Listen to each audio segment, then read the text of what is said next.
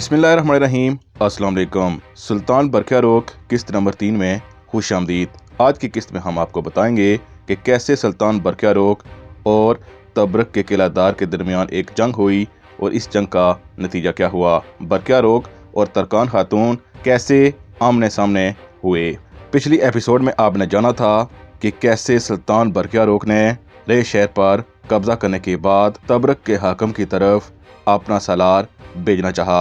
बरक़िया रोग ने जब आपने सलारू से मशवरा कर लिया तो तबरक के हाकम की तरफ सुल्तान बरक़िया रोग ने अपने सलारू को सफ़ीर बनाकर भेजा। वो सफ़ीर सफ़ेद झंडा लेकर किले की तरफ पहुंचे और तबरक के किलादार से मुलाकात की ख्वाहिश ज़ाहिर की। 4 मुसल्लह जवान बरक़िया रोग के सफ़ीर को तबरक के हाकम के पास ले गए, जो मुसल्लह जवानों के साथ हेमे में मौजूद था। इसने सफ़ीरों का इस्तकबाल किया और गुफ्तगू शुरू की।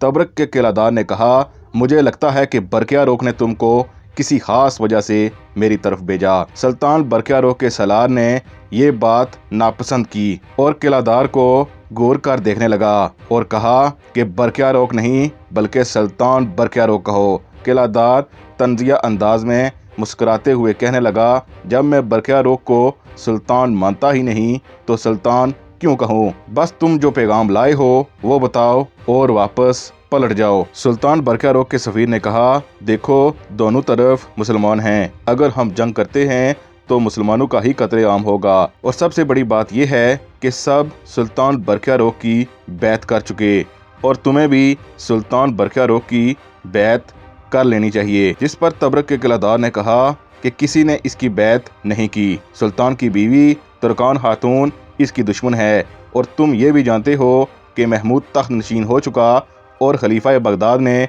इसकी तस्दीक भी की है और इसके अलावा मलिक शाह का कोई शख्स भी बरक़िया रोग के साथ नहीं है। जिस पर सफ़ीर ने कहा कि सुल्तान बरक़िया रोग के साथ इसका भाई संजार भी है और इसके अलावा इसकी माँ ज़बैदा भी इसकी अमायती है और अगर रही बात महमूद की तो महमूद नाबालिग भी है और बरक़िया रोग के ज़ेरे साया है। सफ़ीर के लाख कहने के बावजूद तबरक का हाकम मजीद आग बगोला ही हुआ और उसने बरक़िया रोग के सलार से कहा कि अगर तुम सफ़ीर ना होते तो तुम्हारी गर्दन सलामत ना रहती। अगर बरक़िया रोग ने किला लेना है तो आ जाए जंग के मैदान में।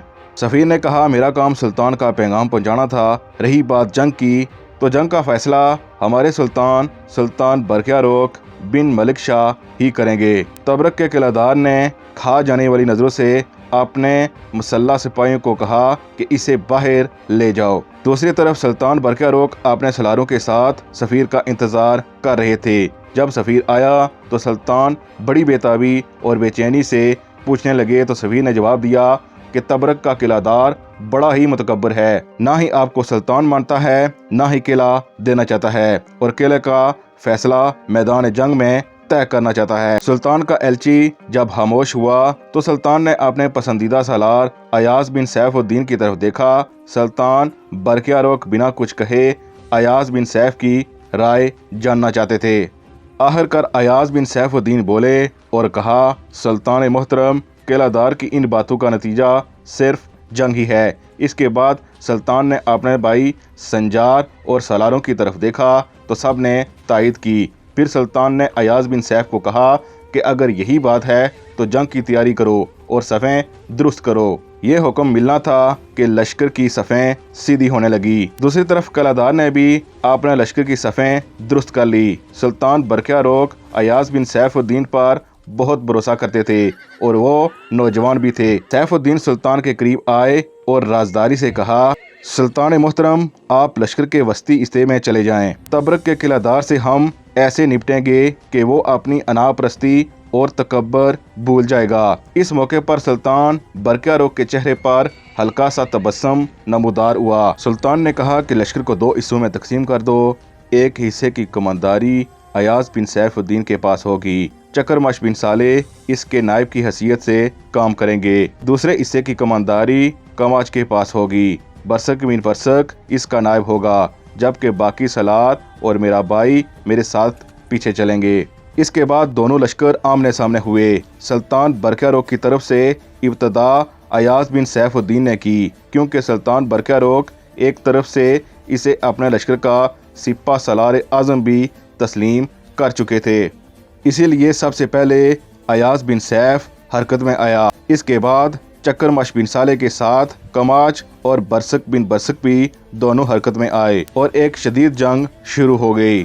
سلطان برقیاروق کی طرف سے تابڑ توڑ حملوں کے بعد کچھ دیر مزید جنگ کے بعد ہی تبرک کے قلعہ دار نے اندازہ لگا لیا کہ اب بدترین شکست اس کا مقدر بننے والی ہے، لہٰذا اس نے اپنے لشکر کو وہاں چھوڑا اور خود قلعے کی طرف بھاگنے لگا تاکہ قلعے میں داخل ہو کر قلعے کا دروازہ بند کر دیا جائے۔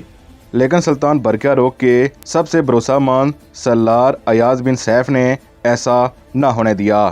ایاز بن سیف الدین نے اس کی راہ روکی اور اسے قلعے میں داخل ہونے سے روک دیا اور قلعہ دار قلعے کی طرف بھاگتے ہوئے اپنی جان سے ہاتھ دھو بیٹھا۔ اس طرح سلطان برقیاروق کو شاندار فتح نصیب ہوئی اور آگے بڑھ کر سلطان برقیاروق نے قلعے پر قبضہ کر لیا۔ اس طرح سلطان بننے کے بعد برقیاروق کی یہ دوسری شاندار فتح تھی۔ دوسری طرف جب ترکان خاتون کو خبر ہوئی کہ برقیاروق نے رے شہر کے بعد تبرک کا قلعہ بھی اپنے نام کر لیا، تب اس کے غصے اور غضب کی کوئی انتہا نہ تھی۔ یقیناً اب ترکان خاتون جان چکی تھی کہ اب برقیاروق اصفہان کو واپس لے گا، اسی لیے اس نے اپنے لشکر کے سپہ سالار تاج الملک کو کہا کہ وہ جنگ کی تیاری کرے۔ ترکان خاتون کے سپہ سالار تاج الملک کے ماتحت دو بڑے سالار تھے، ایک گمشتگین اور دوسرا منگبیر۔ جس روز سلطان برقیاروق نے اپنے لشکر کے ساتھ تاج الملک کے لشکر کے سامنے نمودار ہونا تھا اور پڑاؤ شروع کیا، اس وقت ترکان خاتون کا بڑا سالار گمشتگین اپنے سالار منگبیر کے خیمے میں داخل ہوا۔